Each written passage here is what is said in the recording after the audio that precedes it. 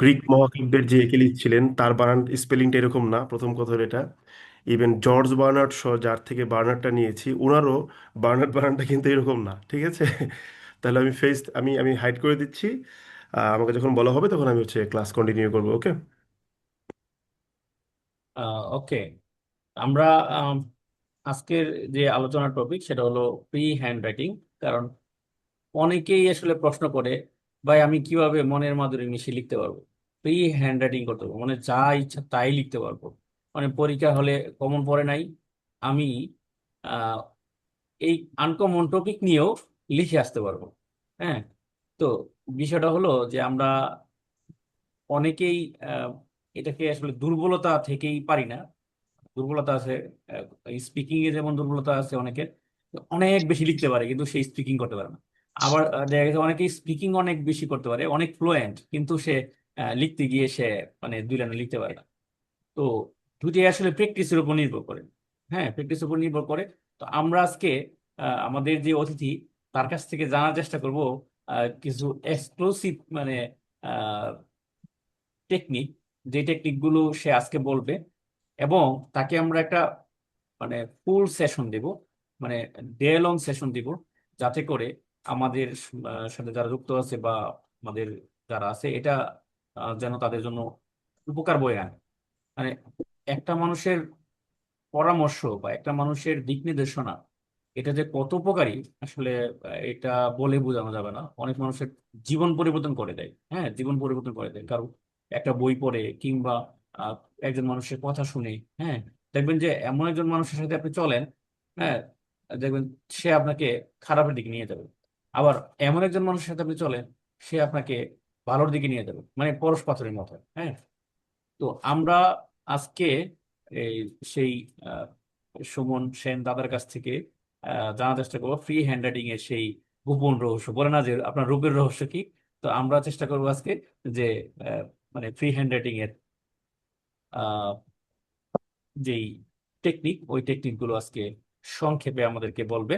হ্যাঁ, আমরা সম্পূর্ণ টেকনিক গুলো আমরা আজকে জানার চেষ্টা করব। এবং মূলত তো আমরা ফ্রি হ্যান্ড রাইটিংটা মিন করি কোনটা? Focus writing. Focus writing Bangla নিয়ে টেনশন করে না অনেকেই, বলে বাংলা পারবো। তারপরে ইংলিশটা নিয়ে টেনশন করে, টেনশন করে ইংলিশটা নিয়ে। তারপরে আছে এখন আমাদের আহ কি জানে বলে আর্গুমেন্ট রাইটিং। এই নিয়ে তো আরো কুয়েস রাইটিং এর চেয়ে আরো বেশি টেনশন হয়, কারণ নামটাই আর্গুমেন্ট রাইটিং। হ্যাঁ, ওই নামটার কারণে বয়ে ভীত সন্তুষ্ট হয়ে যায়। তো আমরা সময় নষ্ট করবো না। আমরা অনুরোধ করব আমাদের দাদা সুমন সেনকে আহ, যে আমাদের ফ্রি হ্যান্ড রাইটিং নিয়ে কথা বলা যাবে।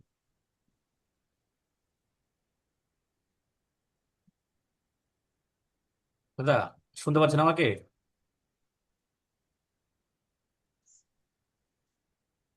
হ্যাঁ, স্ক্রিন শেয়ার দেওয়া হচ্ছে, হয়তো উনি এটার মধ্যে বুঝাবেন।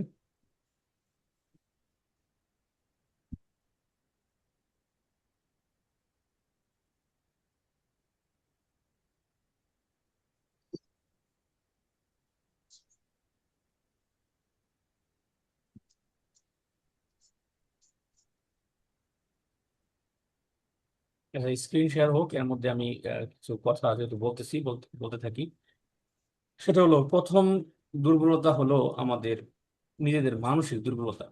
হ্যাঁ, যে আমি যে লিখতেছি, এই লেখাটা কি ঠিক হচ্ছে না বেঠিক হচ্ছে। গ্রামাটিক্যাল যে টেনশনটা আমরা করি, হ্যাঁ, গ্রামাটিক্যাল বেসিক গ্রামাটিক্যাল তো জানতেই হবে। না জানলে, হ্যাঁ, তাহলে তো ওই ভুলগুলোর কারণে আপনার যত বড় করে লিখেন না কেন, মানে গ্রামাটিক্যাল ভুল থাকলে আপনার যত বড় লিখেন তত মার্ক আরো কাটবে। দাদা, আমাকে শুনতে পারছেন? হ্যাঁ, এখন শুনতে পাচ্ছি। হ্যাঁ, হ্যাঁ, আপনি কন্টিনিউ করেন। ওকে, তাহলে আমি শুরু করি ভগবানের নাম নিয়ে। আচ্ছা, বেসিক্যালি আমাদের যে প্রবলেমটা হয় সেটা হচ্ছে যে রাইটিং তো একটা আসলে একটা এন্ডলেস একটা জার্নি, ঠিক আছে? সো রাইটিং এর আমাদের যদি জিজ্ঞেস করা হয় যে যে after finishing 16 years of education আমরা এখনো কেন লিখতে পারি না, এটা একটা খুব সুন্দর একটা প্রশ্ন, ঠিক আছে? এই প্রশ্নটা যদি আপনার মাথায় কোনোভাবে এসে থাকে, দেন আমি আপনাকে বলবো যে আপনি একদম রাইট ট্র্যাকে আছেন, ঠিক আছে? তো প্রথমে আমি 2-4 মিনিট সময় নিয়ে আপনার এই প্রশ্নের অ্যান্সারটা দিই যে after finishing 16 years of education why we can't still write very good or very well. The reason is very simple. পৃথিবীর প্রত্যেকটা মানুষ, every person in the whole world, সেটা এনিমেল হোক বা যেটাই হোক, যত ভাবে যান না কেন, they have a specific set of ways to advance in learning a language. ঠিক আছে, সেগুলো কি কি? প্রথমে যেটা হয় যে আমরা চারপাশ থেকে শুনি, উই লিসেন। লিসেনের পরে যেটা আসে সেটা হচ্ছে একদিন ধীরে ধীরে আমরা কথা বলতে শুরু করে দিই। ব্যাপারটা খেয়াল করে দেখেন, খুব ইন্টারেস্টিং। এটা একদম যে কোনো ল্যাঙ্গুয়েজ লার্নিং এর খুব সিম্পল একটা ওয়ে। তারপর হচ্ছে স্পিকিং। এরপর কি হয়, আপনাকে যেটা হয় যে ওই বাবা মা ছোটবেলায় আঙ্গুল ধরে ধরে আই ছেলেরা আই মেয়েরা ফুল তুলিতে যায়, ওই রিডিংটা প্র্যাকটিস করায়। Given that you do not have any kind of idea about alphabetical knowledge, আপনি অ্যালফাবেটও চিনেন না, এরপর একদিন আপনাকে স্কুলে ভর্তি করা হয়, আপনাকে একদিন অ্যালফাবেট লিখতে দেওয়া হয়। যখন আপনি এই রাইটিংটা শুরু করছেন, তখন কিন্তু আপনি একজন ফ্লুয়েন্ট বাংলা ভাষার ইউজার ছিলেন। এটা হচ্ছে একটা ইন্টারেস্টিং বিষয়। আমি কি কথাটা ভুল বললাম না সঠিক বললাম? বলেন তো, একটু রেসপন্স করেন কি আমাকে দেখি আপনারা একটু। অডিও অন করে একটু সঠিক বলুন। সঠিক বলেছেন স্যার। সঠিক বলেছি তাই না? এবং পৃথিবীর বলছেন। প্রত্যেকটা মানুষ তার মাদার টাং বা মাতৃভাষাটা এইভাবেই শিখেছে। এখন সমস্যাটা হচ্ছে কোথায় গিয়ে জানেন? ইংলিশের ক্ষেত্রে আপনার সারাউন্ডিং এ যে অ্যাম্বিয়েন্স, এই অ্যাম্বিয়েন্স আপনাকে ইংলিশ শুনতে দেয় নাই। আর আপনি ইংলিশ বলেনও নাই। একদিন স্কুলে গিয়ে ভর্তি হয়েছেন, then they offer you a rhyme book, যে ওখানে বসে বসে আপনি হয়তো টুইঙ্কেল টুইঙ্কেল লিটল স্টার পড়ছেন, তারপর রাইটিং এ চলে গেছেন। এই যে ভাষা শিক্ষার দুইটা ফান্ডামেন্টাল, একদম elementary but important and pivotal দুইটা টপিক আপনি মিস করে ফেললেন। This is the simple reason যে আপনি 16 বছর পার করার পরেও ইংলিশে কথাও বলতে পারতেছেন না ভালো করে, লিখতে পারতেছেন না ভালো করে। কারণ কি? You have successfully missed two fundamental steps, listening and speaking. যদি আপনি মেধাবী হন কিংবা না হন, হোয়াট এভার ইউ আর, যদি আপনি ছোটবেলা থেকে ইংলিশ শুনতেন এবং বলতেন, তাহলে আজকে আপনার এই ক্লাসে বসে কষ্ট করে গরমের মধ্যে ক্লাস করা দরকার হতো না। As simple as that. And আমিও এই জিনিসটার ভিকটিম হয়েছি। ট্রুলি স্পিকিং, আমিও এটার ভিকটিম হয়েছি। ভিকটিম হওয়ার কারণে I got degrade in SSC English. এটা আমি বারবার বলি যে আমার অন্য অন্য সমস্ত স্কোর ভালো ছিল, তাহলে আমি ডিগ্রেড কিভাবে পেলাম এসএসসি ইংলিশে? এর রিজনটা আমি পরবর্তীতে ফাইন্ড আউট করেছি। This is the sole reason, only reason that I failed. আর কোনো কারণ নাই। কারণ একটা ভাষা শিক্ষার জন্য তো you don't need to be a meritorious person. Being a simple person you can আর easily learn language. So language শেখার জন্য you don't need to be a brilliant one. পৃথিবীর একদম আইকিউ লেভেল বিলো এভারেজ যারা, তারাও তো খুব spontaneously বা ফ্লুয়েন্টলি তাদের মাতৃভাষায়, মাদার টাঙে কথা বলতে পারে। তাহলে আমি কেন পারছি না? এই একটা কারণেই পারছি না, আর কেউ কোনো কারণ নাই, কোনো কারণ নাই। যে যত কারণ দেখাক, আমি ওপেন চ্যালেঞ্জ করে বলবো এই একটা কারণই আছে। ঠিক আছে? সো আপনাকে কি করতে হবে? ইংলিশটা শুনতে হবে দিনে অ্যাটলিস্ট কিছুটা সময় বিবিসি শুনেন, এবং you have to maintain a good circle. তাহলেই আপনার এই ইংলিশের বাকি দুইটা স্টেপ, রিডিং এবং রাইটিং, সুন্দর করে ক্লিয়ার হবে। এখন বেসিক্যালি আমি তো আপনাকে ফান্ডামেন্টাল ইংলিশ পড়াবো না। I will get at best 1 hour or 1.5 hours to discuss the concept of writing. তো রাইটিং নিয়ে কথা বলার জন্য যেই কাজটা আমরা করব, সেই কাজটা খুব সুন্দর। সেই কাজটা কি? যেহেতু আমরা দুইটা গুরুত্বপূর্ণ স্টেপ মিস করে ফেলছি, সো এখান থেকে বাঁচার উপায় কি? এই পাপ মোচন করব কিভাবে? এই পাপ মোচন করার একটা উপায় হচ্ছে, you have to build up an environment, যে এনভায়রনমেন্টে আপনি মোটামুটি বেশ ভালো একটা সময় সারাদিন রাইটিং নিয়েই আছেন। কিভাবে থাকতে পারেন রাইটিং নিয়ে? আমি একটা জিনিস বলি। যেমন আমরা একটা সার্কেল মেনটেন করতাম। সার্কেলটা মেনটেন করতাম কিরকম, যে দোস্ত, তুই একটা শব্দ বল, আমি এই শব্দের সাবস্টিটিউট বলবো, সিনোনিম বলবো বা অ্যান্টোনিম বলবো। বা তুমি একটা সেন্টেন্স বলো, আমি ওই সেন্টেন্সটাকে কি কি করব, আমি আমার মতন করে এডিট করবো, দেখি আমরা পারি কিনা। এটা আমরা করতাম। এখন তো এআই এর যুগ চলে আসছে। এখন ধরেন যে আপনার কি বলে, মানে এই অনেক কিছু চলে আসছে। তখন আমাদের এত ডিভাইস বা এত কিছু ছিল না, এত গ্যাজেট ছিল না। ঠিক আছে? তখন আমরা এই কাজটা করতাম। সো রাইটিং এর জন্য আমি সবসময় একটা কথা বলি, যে রাইটিং মোটা দাগে দুই ভাগে বিভক্ত হয়েছে। একটা হচ্ছে হাউ টু রাইট, আর একটা হচ্ছে হোয়াট টু রাইট।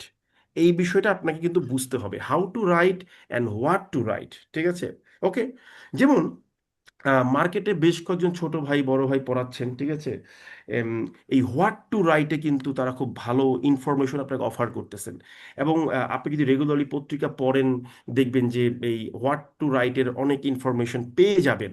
আপনাকে যদি বলা হয় এনপিএল নিয়ে লিখো, আপনাকে যদি বলা হয় ক্লাইমেট চেঞ্জের ইম্প্যাক্ট নিয়ে লিখো, আপনাকে যদি বলা হয় এই যে রিসেন্টলি আমাদের বাংলাদেশ ইলেকশন হইলো এটা নিয়ে লিখো, বা রিসেন্টলি সকল প্রবলেমগুলো হচ্ছে, মিডল ইস্টের ক্রাইসিস হচ্ছে, ইরান ইসরায়েল যুদ্ধ হচ্ছে, রাশিয়া ইউক্রেন ওয়ার চলতেছে, লিখো, আপনি কিন্তু you will get lot of information. আপনি ইন্টারনেটে পেয়ে যাচ্ছেন, কোনো সমস্যা নাই। So you can easily crack the problem of what to write. আপনি এটা ইজিলি ক্র্যাক করতে পারেন, we have no problem.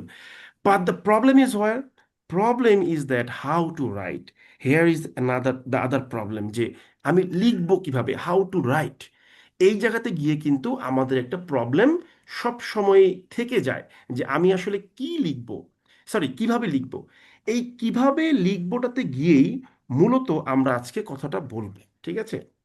So এই যে বললাম যে কিভাবে লিখবো, এই কিভাবে লিখবোর জন্য আপনার কোনো ইনস্ট্রুমেন্ট দরকার নাই। Literally I am telling you and guaranteeing you that you don't need any kind of instrument. What you need to do, just simply keep writing and keep it changing. এটাকে চেঞ্জ করতে থাকেন। Write and change, write and change, write and change, এটা continuous process. আমি এই জন্যই বলেছি যে আজকের ক্লাসে আমরা কি করব, এই হাউ টু রাইট জিনিসটা দেখবো, যে কত কত কত প্র্যাকটিস করা যেতে পারে। তো আমরা এই প্র্যাকটিসটা করব কিভাবে? আমাদের এই প্র্যাকটিস সেশনটা খুব ইন্টারেস্টিং একটা সেশন হবে, ঠিক আছে। কি করব, আপনারা একটা টপিক চয়েস করেন প্রথমে, যে আমরা আজকে এই টপিক নিয়ে লিখব। আমি পুরো ফ্লোরটা আপনাদেরকে দিয়ে দিচ্ছি, কোনো প্রি মেড বা প্রি রিটেন কোনো লেকচার শিট নিয়ে আমি বসি নাই, একদম আপনাদের জন্য ওপেন একটা প্ল্যাটফর্ম ফ্লোর দিয়ে দিচ্ছি। আপনারা চয়েস করেন যে সুমন ভাই, আহ, আমরা আজকে এই টপিকটা নিয়ে লিখবো। So tell me the name of the topic. একটা টপিক বলেন র্যান্ডমলি, একদম একদম র্যান্ডমলি বলেন, একটা রিসেন্ট একটা টপিক বলেন। Hormone strait. Hormuz strait, okay. তাহলে as you said Hormuz strait, তাহলে আমি নোট করলাম যে আমাদের today's topic is Hormuz strait. Okay, done. তাহলে আমরা লিখি, ঠিক আছে, হরমুজ স্ট্রেট। হ্যাঁ, আচ্ছা। হরমুজ স্ট্রেট হচ্ছে গিয়ে কি, হরমুজ প্রণালীকে বলা হয়, ভালো কথা। এবার শুধু তো হরমুজ স্ট্রেট নিয়ে আর্টিকেলটা আসবে না, হয়তো আসতে পারে যে হরমুজ স্ট্রেটের সিগনিফিকেন্স এবং হচ্ছে গিয়ে তার গুরুত্ব, মানে গুরুত্ব নিয়ে তুমি লিখো, এরকম কিছু আসতে পারে নাকি? ঠিক আছে না আমার কথাটা? জি ইয়েস। স্যার। তাহলে আমরা একটা টপিক নিলাম আপনার কথার সাথে তাল মিলিয়ে, যে the importance of Hormuz straight. হ্যাঁ, আচ্ছা। নাও আপনাকে কি কি বলা হচ্ছে দেখেন, আপনাকে বলা হচ্ছে যে আপনারা এই হরমুজ স্ট্রেটের উপরে এই কমেন্ট বক্সে, সরি চ্যাট বক্সে যারা ক্লাস করছেন, এখানে আপনারা হচ্ছে কি করবেন, আপনারা হরমুজ স্ট্রেট নিয়ে বাক্য লিখেন। I mean what you can write with regard to Hormuz স্ট্রেটের সিগনিফিকেন্স। আপনারা লিখেন, আপনারা 10টা বা 12টা, মানে প্রত্যেকে একটা করে বাক্য লিখেন। আমি ওখান থেকে র্যান্ডমলি বাক্য নিয়ে নিয়ে এডিট করব, ঠিক আছে, যে দেখেন এই বাক্যটাকে আপনি এইভাবে প্রফেশনাল করতে পারেন। সো রাইট, ঠিক আছে। তো মিন টাইমে আমি আমার পরিচয়টা দিয়ে দিই। আপনারা বাক্য লিখেন, সেটা হচ্ছে যে আমি আসলে সময় নষ্ট করা পছন্দ করি না, এই কারণে এখন সময়টাকে ইউজ করছি। তো বিষয়টা হচ্ছে যে আমি সুমন সেন। আমি আইবিএ 54 ব্যাচের স্টুডেন্ট ছিলাম, এমবিএ। আইবিএ থেকে এমবিএ করার পূর্বে আমি চট্টগ্রাম বিশ্ববিদ্যালয় থেকে বিবিএ এমবিএ শেষ করেছিলাম। রেজাল্ট খুবই পোর, ওটা জিজ্ঞেস করবেন না। এরপর আমি চাকরি বাকরি করার কখনো পক্ষে ছিলাম না। 2019 আমার ডিভোর্স হয়, তখন মনে হলো যে চাকরি বাকরি করা দরকার, দেন আমি চাকরি করার প্ল্যান করলাম, এবং একেবারে বয়সের শেষ পর্যায়ে গিয়ে, তো সেখানে গিয়ে আমি পরীক্ষা দিলাম। তো অনেকগুলো জব হয়েছিল। রূপালী ব্যাংকে ছিলাম সিনিয়র অফিসার হিসেবে, জনতা ব্যাংকে ছিলাম সিনিয়র অফিসার হিসেবে, বাংলাদেশ ব্যাংকে ছিলাম অফিসার জেনারেল হিসেবে। অনেকগুলো প্রাইভেট ব্যাংকে অ্যাপ্লাই করেছিলাম, একটাতেই আমাকে পরীক্ষা দেওয়ার সুযোগ দেওয়া হয়েছিল, সেটাতে আমি ভালো রেজাল্ট করেছিলাম এমটিওতে। তারপর বাংলাদেশ ব্যাংকে বর্তমানে আছি এডি হিসেবে। এডি মিনস হচ্ছে আমি 21 ব্যাচে অফিসার হিসেবে ঢুকেছিলাম, এবং 22 ব্যাচে আমি অ্যাসিস্ট্যান্ট ডিরেক্টর হিসেবে ঢুকেছিলাম, ঠিক আছে। এই হচ্ছে মোটামুটি আমার পরিচয়। আমি বেসিক্যালি চিটংয়ে থাকি। ঢাকা শহর আমার ভালো লাগে না, এক্সট্রিমলি সরি টু সে, অনেকে আবার ঢাকা শহর খুব পছন্দ করেন, what ever. Sorry for that, মাফ করবেন এই বিষয়, ঠিক আছে। তাহলে আমরা এই যে অনেকে কিছু বাক্য লিখছেন কমেন্ট বক্সে, মানে ইয়েতে কি বলে যে আমাদের জুমের চ্যাট বক্সে লিখছেন, ঠিক আছে। আচ্ছা, এই যে গুগল পিক্সেল থেকে একজন বাংলাতে লিখেছেন, হ্যাঁ বাংলা লেখার দরকার নেই, যেহেতু আমরা ইংলিশে লিখবো, সো আমরা ইংলিশেই পড়ি, ঠিক আছে। আচ্ছা, এই যে দেখেন আপনি একটা বাক্য লিখেছেন, আমি একটু কপি করে নিয়ে আসি। দ্যাট উইল বি, একটু দাঁড়ান, আসলে ল্যাপটপের উপর যেই পরিমাণ অত্যাচার করা হয়। এই যে দেখেন একজন লিখছেন কি সুন্দর একটা sentence, the Hormuz strait is one of the most significant sea routes, ঠিক আছে, in the world. Okay, significant বানান ভুল হয়েছে, ওটা কোনো ইস্যু না, ওটা ওটা ভুল হইতেই পারে। ওটা কি কোনো বিগ ডিল বলেন তো একটু আমাকে? হ্যাঁ, হ্যালো, হ্যালো, একটু রেসপন্স করবেন প্লিজ। হ্যাঁ শুনতেছি। একটু বলেন যে এই বানান ভুললে কোনো সমস্যা আছে? না না, না ভুল নাই স্যার। আচ্ছা, কারণ কি ওই টাইপ করতে গেলে অনেক বানানে ভুল হয়, কারণ আমি নিজেও দেখবেন যে ভুল লিখবো, ঠিক আছে, অনেক সময় দেখবেন যে টুকটাক কিছু আর্টিকেল মিসিং হবে, যেমন স্ট্রেটের আগে একটা দা দেওয়া দরকার ছিল। এগুলো আপনারা কাইন্ডলি একটু কি বলে যে আহ, ক্ষমা সুন্দর দৃষ্টিতে দেখবেন, একটু শুদ্ধ বাংলায় বলার চেষ্টা করলাম, ঠিক আছে। এটা একটা ব্রিলিয়েন্ট সেন্টেন্স, কিন্তু একটা জিনিস চিন্তা করে দেখেন, আপনি যে বাক্যটা লিখেছেন, দিস সেন্টেন্স ইজ গুড, আমি না বলছি না, আমি কোনোভাবে বলবো না এটা ভুল সেন্টেন্স, এটা একটা ব্রিলিয়েন্ট সেন্টেন্স। আমি শুধু একটা কোশ্চেন করবো আপনাকে, এই বাক্যটা লিখতে গিয়ে আপনি যে নলেজ বা আন্ডারস্ট্যান্ডিংটা ইউজ করেছেন, এই নলেজটা কিন্তু আপনি সেই যে ক্লাস 7, 8, 9, 10-এ যে গ্রামার পড়েছিলেন, সেই গ্রামার বা শব্দের ভান্ডারের উপর ভিত্তি করেই লিখেছেন। আপনি কোনো হয়তোবা ইন্টারমিডিয়েট পাশ করার পরে বা ভার্সিটি পড়া অবস্থায় আপনি হরমোজ স্ট্রেট নিয়ে পড়ে কিছু ওয়ার্ড এখানে ইনক্লুড করেছেন, এরকম কিন্তু করেন নাই। আমি এই কথাটা কি ভুল বললাম না ঠিক বললাম বলেন তো? ঠিক ঠিক। স্যার। ঠিক বলেছি। এই জায়গাটাই প্রবলেম।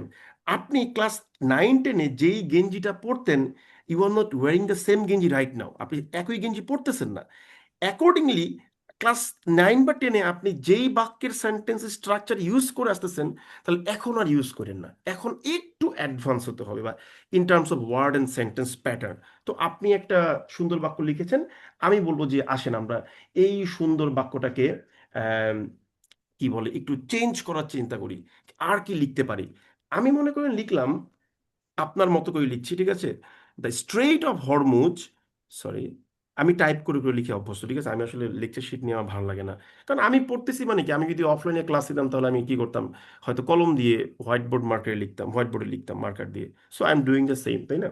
তা আমি কি লিখতে পারি, দ্য স্ট্রেইট অফ হরমুজ, এই যে দেখেন আমি একটা এম ড্যাশ ইউজ করলাম, ঠিক আছে। তারপরে কি লিখলাম, দ্য মোস্ট, কি লিখতে পারি, ক্রিটিক্যাল, দ্য মোস্ট ক্রিটিক্যাল, এই যে আপনি হরমুজ স্ট্রেইট নিয়ে লিখবেন, এই যে জলযাত্রা, হ্যাঁ, এই যে মেরিটাইম জার্নি বলা হয়, এই মেরিটাইম ওয়ার্ডটাকে আমি ইউজ করব। দ্য মোস্ট ক্রিটিক্যাল মেরিটাইম কি, চোক পয়েন্ট, মানে আমি ধরে নিচ্ছি যে এটা সবচেয়ে ক্রিটিক্যাল, কারণ এটা বন্ধ হয়ে গেলে বিশ্বের অ্যাবাউট নিয়ারলি অ্যাবাউট কত 20% বা আপনার ক্রুড অয়েল প্রোডাকশন বন্ধ হয়ে যাবে, এবং গ্লোবাল বিজনেসও অনেকটাই বন্ধ হয়ে যাবে, ঠিক আছে। So the strait of Hormuz, কারণ এখান দিয়ে আপনার চীন হচ্ছে তার অ্যাবাউট 80% মনে হয় তার ক্রুড অয়েল ট্রান্সপোর্ট করে থাকে। So it's a very critical point for China also. So the strait of Hormuz em dash, the most critical maritime choke point, আমি আর একটা এম ড্যাশ দিলাম, ঠিক আছে। তারপর কি লিখলাম, যে plays a pivotal role in global, global trades. আপনি যা বলতে চেয়েছেন আমি তাই বলেছি, কিন্তু আপনার কাছে মনে হতে পারে this is somehow AI developed, artificial intelligence generated একটা সেন্টেন্স মনে হতে পারে, বা মনে হতে পারে এ নিশ্চয়ই পত্রিকা থেকে কপি পেস্ট করে লিখছে, কিন্তু না, আমি আমার রাইটিংটাকে নিয়ে এইভাবেই কাজ করেছি। দেখুন, আপনিও যা লিখেছেন আমি তাই লিখেছি, কিছু এক্সট্রা ইনফরমেশন অ্যাড করেছি, কিছু গ্রামাটিক্যাল বিউটিফিকেশনের কাজপত্র করেছি। দ্য সেকেন্ড সেন্টেন্সটা কি হচ্ছে, আগের সেন্টেন্সটার চাইতে অনেকটাই প্রফেশনাল ভাইব দিচ্ছে। Am I right or wrong, tell me? Right. Right right, sir. That is the beauty, that is the beauty of sentence development, ঠিক আছে। এখন এই কাজটা করবেন কিভাবে, বন্ধু বান্ধবের সাথে বসে আপনাকে হচ্ছে কাজ করতে হবে এটাকে নিয়ে, ঠিক আছে। কাজ করলেই এই জিনিসগুলো কি হবে, এরকম সুন্দর হবে সেন্টেন্সগুলো, ঠিক আছে। সো যেমন ধরেন এই যে আরিফ হাসান একটা বাক্য লিখেছেন, ঠিক আছে, ওকে, আমি একটু কপি করে বাক্যটাকে নেই, এই যে কপি করে নিয়ে আসলাম, দেখেন এইটা একটা সেন্টেন্স উনি লিখেছেন, সুন্দর সেন্টেন্স। হরমুজ স্ট্রেট ডিভাইডস, মানে উনি সমস্যা নেই, divides Iran and Oman, that place a significant role to transport oil and gas throughout the world। সুন্দর সেন্টেন্স, কোনো সমস্যা নেই। তবে এখানে আমি প্র্যাকটিক্যালি যদি বলতে চাই গ্রামাটিক্যাল ইয়েতে ফেলে, আমি এখানে হুইচ ইউজ করাটাকে প্রেফার করি, ঠিক আছে? মানে এখানে এই স্ক্রিনে দাগ দেন না প্লিজ ভাই, এই জিনিসটা আমি খুবই খুবই খুবই নেগেটিভ ভাবে নিয়ে থাকি। কাইন্ডলি স্ক্রিনে কেউ দাগাদাগি করবেন না, ঠিক আছে? দাঁড়া, এটা মুছে দিচ্ছি। তো এখানে যেটা বললাম যে দ্যাটের পরিবর্তে এখানে হুইচ ইউজ করাটা হচ্ছে বেশি যুক্তিসঙ্গত, ঠিক আছে? এখন এই প্রশ্নটা আপাতত আমাকে করেন না যে ভাই এটা আপনি কেন বললেন, কারণ এটা বলতে গেলে আসলে অলমোস্ট 30 মিনিট থেকে 40 মিনিট আমাকে দ্যাট আর হুইচ নিয়ে আপনার সাথে কমিউনিকেট করতে হবে। সো ওই আলোচনায় আমরা যাচ্ছি না, বিকজ আমরা ওটা আমাদের নর্মাল ক্লাসে আলোচনা করি, ঠিক আছে? আমরা এখানে আপনাকে কি প্র্যাকটিস করবেন তা দেখাচ্ছি। তো এই যে আপনি যেমন লিখলেন, এই বাক্যটা আপনি লিখেছেন, ঠিক আছে? আপনার এই বাক্যটাকে আমরা একটু ধরে মনে করেন যে চেঞ্জ করি। আপনি যা লিখেছেন তাই আমরা লিখবো, বাট একটু চেঞ্জ করব, ঠিক আছে? কিভাবে লিখবো? এই দেখেন, আপনি লিখেছেন ইম্পর্টেন্ট রোল। আমি আগেই লিখেছিলাম কি পাইভোটাল রোল। এখন আমি চাইলে ইম্পর্টেন্টের পরিবর্তে পাইভোটাল লিখতে পারি, কিন্তু আমি আর লিখবো না। যেহেতু আমি পাইভোটাল লিখেছি, তো আমি এখন ক্রুশিয়াল লিখবো। আর এখানে একটা ডিসক্লেমার দিয়ে দিই, আমার কিন্তু উচ্চারণে সিভিয়ার প্রবলেম আছে, আমি আগে ভাগে এটা ক্লিয়ার করছি। সো আমার উচ্চারণে দয়া করে হাসাহাসি করে লাভ নেই, এটাই আমার অবস্থা, আমাকে এডমিট করতেই হবে, এটা কিছু করার নাই। এবার দেখেন আমি বাক্যটা কিভাবে চেঞ্জ করে ফেলতেছি, ঠিক আছে? আমরা লিখবো যে দেখেন, প্লেয়িং এ ক্রুশিয়াল রোল, ঠিক আছে? হ্যাঁ, playing a crucial role in in transporting, ঠিক আছে? শুধু অয়েল লিখবো না, সাধারণত অয়েল না বলে আমরা বলি যে ক্রুড অয়েল, ঠিক আছে? In transporting crude oil and and কি বলেন তো, গ্যাস কিন্তু বলা হবে না। আমরা গ্যাস না বলে কি বলতে পারি বলেন তো, দেখি দেখি পারেন কিনা। গ্যাসোলিন, হ্যাঁ হ্যাঁ হ্যাঁ হ্যাঁ, এলএনজি। এলএনজি, এক্স্যাক্টলি, ঠিক আছে? এখানে এস লাগে কিনা মনে নেই, দিলাম একটা এস, সমস্যা নেই। তো playing a crucial role in transporting crude oil and LNG, আচ্ছা এলএনজি লিখলাম। এই যে কমা দিয়ে লিখলাম দা হরমুজ স্ট্রেইট, ঠিক আছে? Hormuz strait. এখন আমি কিন্তু আপনার পুরো বাক্যে, হ্যাঁ, যা যা আছে তাই রাখতেছি, কিন্তু দেখেন সেন্টেন্স প্যাটার্নটাকে চেঞ্জ করে দিচ্ছি। It will work like a magic, ঠিক আছে? দ্য হরমুজ স্ট্রেইটস, ঠিক আছে? আমরা কি বলতে পারবো? আহ, আপনি যেটা ডিভাইড লিখেছিলেন, ঠিক আছে? এই ডিভাইডের, হ্যাঁ, এই ডিভাইডের আমরা কি বলবো, একটা অন্য কোনো ওয়ার্ড আনবো। এবার আপনারা বলেন তো ডিভাইডের বলতে কি বলতে পারি? হয় হ্যাঁ না বলেন। স্যার? হ্যাঁ, বুঝি নাই। সেপারেট হয় না? একটু জোরে বলেন আপু, বুঝি নাই আমি কথাটা। সেপারেট হয় না স্যার, ডিভাইডের পরিবর্তে? আমি আমি বুঝি নাই। স্যার শোনা যাচ্ছে? হ্যাঁ শুনছি, এখন বলেন। সেপারেট লেখা যায় না ডিভাইডের পরিবর্তে? আবার লিখতে পারেন, শুনতে ডেফিনেটলি সুন্দর, কোনো সমস্যা নেই। বাট আমি এখানে আমি আমার সেপারেট ওয়ার্ডটাকে নিয়ে নিলাম, যান সমস্যা নেই, যান, ঠিক আছে? তো আপনি কিন্তু সেপারেট ওয়ার্ডই তো বললেন, তাই না? জি জি। হ্যাঁ, আমি তো একটু শুনতে সমস্যা হচ্ছে। তা কি লিখলাম? Playing a crucial role in transporting oil and LNG, comma the Hormuz strait separates, ঠিক আছে? সেপারেটস, সেপারেটস করে কাকে? আমরা লিখবো যে ইরান অ্যান্ড ওমান। এবার এই যে ইরান অ্যান্ড ওমান, এরা কি ফ্রেন্ডলি অ্যালাইস বা ফ্রেন্ডলি নেশনস, নাকি একটু হোস্টাইল নেশনস বলেন তো? কিছুটা বুঝি নাই। হোস্টাইল। হোস্টাইল। তাহলে এই যে কিছুটা কমা দিয়ে বললাম টু হোস্টাইল নেশনস, শেষ। দেখেন, আপনি যা বলেছেন আমি তাই বললাম, without any kind of change. Just look at the sentence pattern, look at the word selection, and look at the presentation. Playing a crucial role in transporting crude oil and LNG, comma, the Hormuz Strait separates Iran and Oman, comma, two hostile nations. একেবারে মনে হচ্ছে না পত্রিকা থেকে copy paste করে নিয়ে আসি, বলেন তো ভাই। স্যার এখানে একটা বিষয় বলতে চাচ্ছি, বলেন। ইরান এবং ওমান, ওনারা কিন্তু সরাসরি আবার হস্টাইলও না, মানে ওনাদের আবার সরাসরি মিত্রও না, সরাসরি শত্রুও না। যেভাবে হ্যাঁ যেভাবে ইরান এবং সৌদি আরব, যেভাবে ইরান এবং আমিরাত শত্রু সরাসরি, তো হ্যাঁ, ওমানের সাথে ওই ধরনের শত্রুতা নেই। তাহলে এইটা মিন করার জন্য আমরা কি কোন ওয়ার্ডটা যেহেতু ইউজ করতে পারি? হোস্টাইল বলেছেন তাই আমি হোস্টাইল লিখলাম, ঠিক আছে? আপনি যদি মনে করেন যে হোস্টাইল না, তাহলে আপনি নিউট্রাল লিখে দেন, কোনো সমস্যা নেই, ঠিক আছে? কি বললাম বুঝতে নিউট্রাল পারছেন? ইউজ করা যাবে না সেক্ষেত্রে? করেন করেন, কোনো সমস্যা নেই, ঠিক আছে?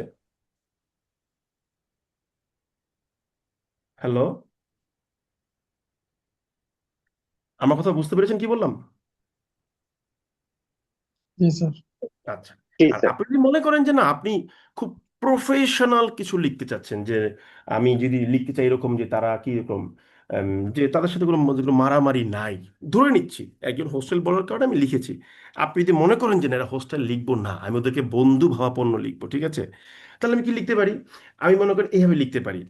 আমি একটু চেঞ্জ এমিউজেবল। করতেছি আর কি, মানে অন্যরকম একটা টোন দেওয়ার চেষ্টা করি। দেখেন, ওর থাকে না যে ডিপেন্ডেন্ট অন সেভারাল ফ্যাক্টর, আমি মনে করেন যে two mutually peaceful, sorry, peaceful nations, sorry nations তো লিখেছে, লেখার দরকার নেই, ঠিক আছে, হয়ে গেল শেষ। মিউচুয়ালি পিচফুল নেশনস, একে অন্যের মধ্যে সামঞ্জস্যতা, আন্ডারস্ট্যান্ডিং এর উপর ভিত্তি করে আপনার করতেছে, রিলেশনশিপ মেনটেন করে, এবং দুইটা দেশ, হয়ে গেল শেষ, আপনি লিখেন, ঠিক আছে। তারপর দেখবেন কোথাও কোথাও গিয়ে আপনি এই নেশনস বলাতে মনে পড়ে গেল, আমি ক্লাস হয় কি, এই প্রচুর পরিমাণ ওয়ার্ড আমরা ইউজ করি, তখন দেখা যায় যে অনেক অনেক ওয়ার্ড চলে আসে, তাই বলি নোট করে রাখতে। সো নোট করে রাখতে পারেন, যেমন ধরেন এই নেশনস বলতে গেলে আমাদের মনে পড়ে যায় কি কান্ট্রি ওয়ার্ডটা। সো কান্ট্রি ওয়ার্ডটা বারবার আপনি ইউজ করবেন না, আপনি ইউজ করবেন যে ল্যান্ড, আপনি ইউজ করবেন টেরিটরি, ঠিক আছে, একটু রাখবেন, তাহলে কিন্তু বর্ডার। কাজে লাগবে, ঠিক আছে। আচ্ছা, তাহলে আমরা কি করলাম, আমরা ধরেন যে দুইটা বাক্য লিখলাম, ছোট ছোট দুইটা বাক্যকে আমরা চেঞ্জ করলাম, ঠিক আছে। আচ্ছা, এখন আপনারা সবাই কিন্তু আসলে একই ধরনের সেন্টেন্স লিখতেছেন, একই সেন্টেন্স চলে আসতেছে, খেয়াল করে দেখেন, ঠিক আছে, একই সেন্টেন্স লিখে ফেলতেছেন বারবার। সো একই সেন্টেন্স না লিখে একটু ডিপে গিয়ে লিখার চেষ্টা করেন। হ্যাঁ, মনে করেন যে আপনি ইরান সমস্যা, এই সরি, হরমুজ স্টেটের সমস্যার সমাধান করার জন্য আপনি চাচ্ছেন কি, আপনি একটা রিকমেন্ডেশন দিচ্ছেন, তাহলে একটা রিকমেন্ডেশন দেন, দেখি কি লিখতে পারেন, একটা রিকমেন্ডেশন দেন, ছোট্ট একটা বাক্যে একটা রিকমেন্ডেশন দেন সুন্দর করে, বড় হলো বড় লিখেন, সমস্যা নেই, রিকমেন্ডেশন অফার করেন, দেখি একটা একটা বাক্য লিখেন।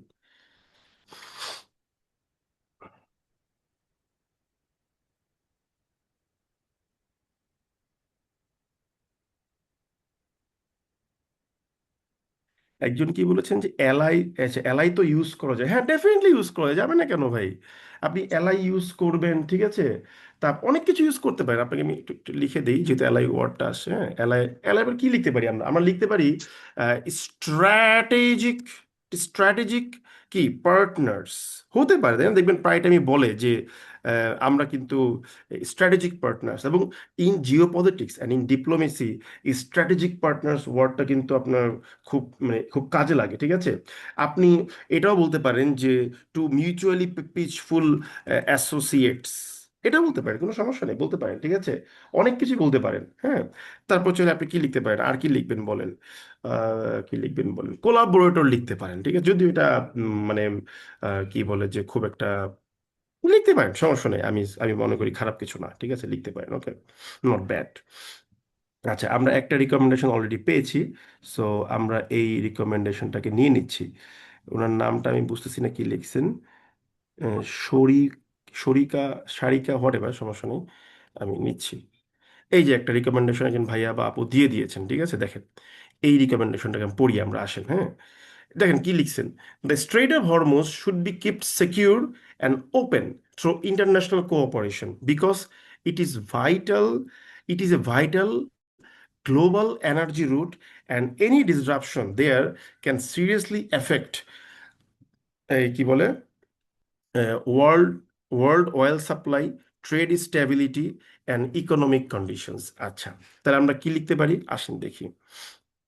এখন আপনারা যখন এটা বড় এই সেন্টেন্সকে এডিট করতে যাবেন, ঠিক আছে, তখন আপনাকে ভাবতে হবে কি, তখন আপনাকে ভাবতে হবে যে এই সেন্টেন্সের ওয়ার্ডগুলোকে নিয়ে কাজ করা যায় কিনা, ঠিক আছে, ওকে। যেমন আপনি বলেছেন যে দা স্ট্রেইট অফ হরমুজ, ঠিক আছে, কি লিখছেন যে শুড বি কেপ্ট, কি বলে যে সিকিউর রাখতে হবে, ঠিক আছে। তাহলে আমরা ভাবি যে এই জিনিসটাকে আমরা আর কি লিখতে পারি, ঠিক আছে, একটু বলেন, একটু আইডিয়া জেনারেট করেন দিয়ে কি লেখা যায় বলেন তো একটু।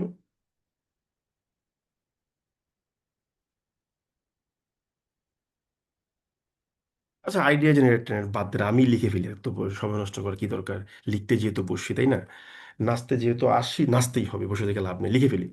দেখেন, আমরা লিখতে পারি আমরা লিখতে পারি, মানে আপনি যেটা বলছেন যে এটা ওপেন থাকতে হবে, ঠিক আছে, এটা কি করা যাবে না, এটা এটা এরকম ডিসরাপশন যেন না ঘটে, হ্যাঁ। আচ্ছা, আপনি ডিসরাপশন ওয়ার্ডটা ইউজ করেছেন একবার, থ্যাংক ইউ ভেরি মাচ। তো আমরা এই জায়গাটাতে অন্যরকম একটা জিনিস নিয়েছি, দেখেন আমরা কি লিখবো, আমরা লিখবো দ্য আনইন্টারাপ্টেড, হ্যাঁ, আমরা ওই যে পড়তাম না, ইউপিএস এ পড়তাম না, আনইন্টারাপ্টেড পাওয়ার সাপ্লাই, হ্যাঁ, ওইখানের ওই ওয়ার্ডটাকে ইউজ করবো, দ্য আনইন্টারাপ্টেড, ঠিক আছে, the uninterrupted flow of, the uninterrupted flow of কি, commerce, the uninterrupted flow of commerce, ঠিক আছে, কি কমার্স কি দিয়ে, through the through the Hormuz strait, ঠিক আছে, Hormuz strait, the uninterrupted flow of commerce through the Hormuz strait is a prerequisite. এই যে এই ওয়ার্ডটা কিন্তু আপনারা কেউ ইউজ করেন না, কিন্তু পত্রপত্রিকায় you will see the word, খুব ফ্রিকুয়েন্টলি আপনি দেখবেন এই ওয়ার্ডটা, ঠিক আছে, কিন্তু কেউ ইউজ করেন না। The uninterrupted flow of commerce through the Hormuz strait is a prerequisite, ঠিক আছে, ইজ এ প্রিরিকুইজিট। কিসের জন্য prerequisite? Prerequisite for, prerequisite for আমরা কি লিখবো যে ক্রুড অয়েল সাপ্লাই, কমা, হ্যাঁ, এই যে আপনি বললেন, আপনি কি বললেন যে ট্রেড স্ট্যাবিলিটি, ঠিক আছে, তো ট্রেড স্ট্যাবিলিটি আপনি লিখেছেন, এই ট্রেড স্ট্যাবিলিটির পরিবর্তে দেয়ার আর সো মেনি ফ্রেজেস, অনেক কিছু আছে, ঠিক আছে। আমরা যেমন ধরেন একটা আনকমন ফ্রেজ আপনাকে দেই, ঠিক আছে, ট্রেড রেজিলিয়েন্স, RESI, ঠিক আছে, LIENC, trade resilience, and and কি বলেছেন, ইকোনমিক কন্ডিশনস, ঠিক আছে।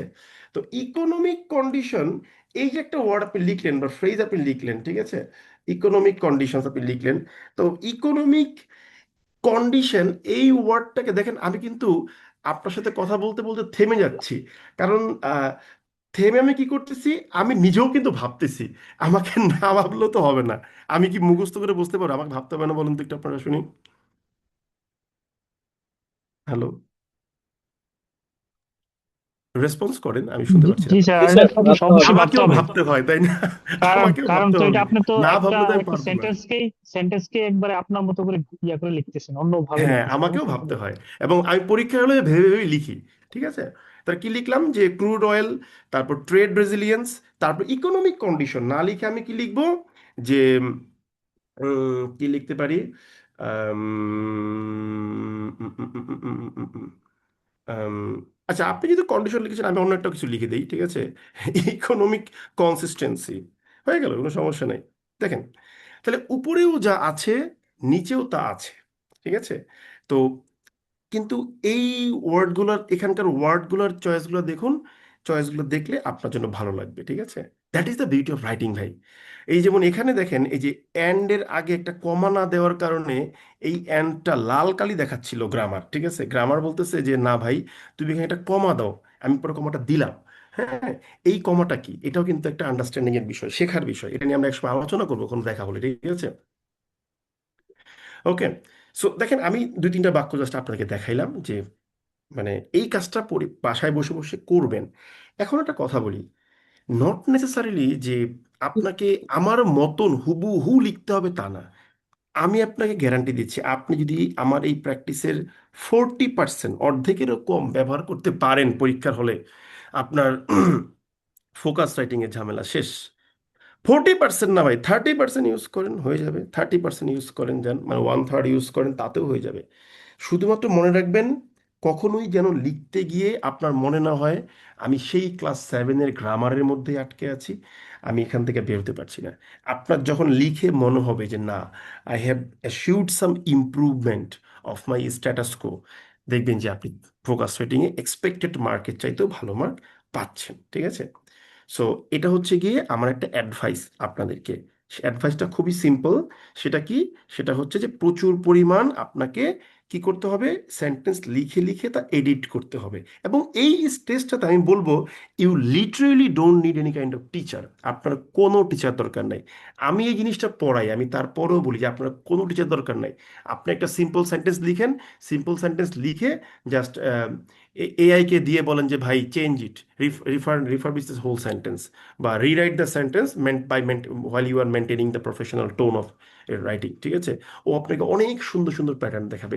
এবং আপনি কি করবেন, ওই প্যাটার্নগুলো দেখবেন। দেখতে দেখতে দেখবেন কি আপনার মনের মধ্যে একটা ক্ষুধা আসবে যে না, আমাকে যেইভাবেই হোক কি করতে হবে, এই সুন্দর করে লিখতেই হবে। ওই ক্ষুধাটা আপনাকে দেখবেন এগিয়ে নিয়ে যাবে।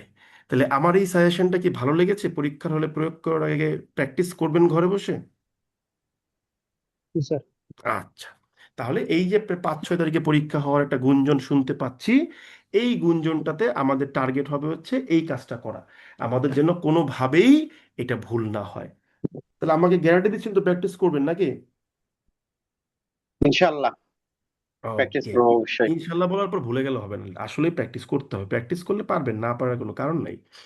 এইবার আমরা আরেকটা জিনিস দেখি, চলেন। তো আসলে ফোকাস রাইটিং কিন্তু অনেক কিছুই আছে আলোচনা করার মতো, হ্যাঁ। তো আমি জাস্ট আপনাকে কোর কয়েকটা পয়েন্ট দেখানোর চেষ্টা করতেছি। এবার আমরা যাচ্ছি ফোকাস রাইটিং এর টপিকটা স্যার আলোচনা। এন্ডের আগে কমা এইটা একটু আগে বুঝি নাই কি বললেন ভাইয়া? এন্ডের আগে কমা কেন বসে এটা জানতে আচ্ছা, চাচ্ছি। এন্ড এর আগের এই কমাটা আমি কখনো, এন্ডের আমি আমি কখনো আমার প্রোফাইলে একটা ছোট্ট ভিডিও বানিয়ে যে দিব। কমাটা স্যার এই একটু আলোচনা করিস।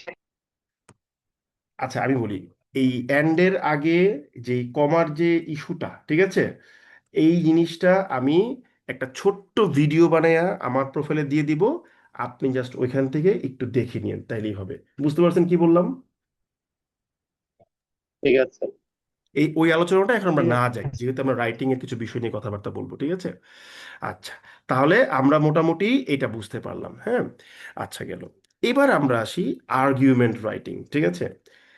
একটা জিনিস বলি, আর্গুমেন্ট রাইটিং এ গিয়ে আমাদের দেশে একটা বিশাল বড় ক্যাচাল আছে, ঠিক আছে?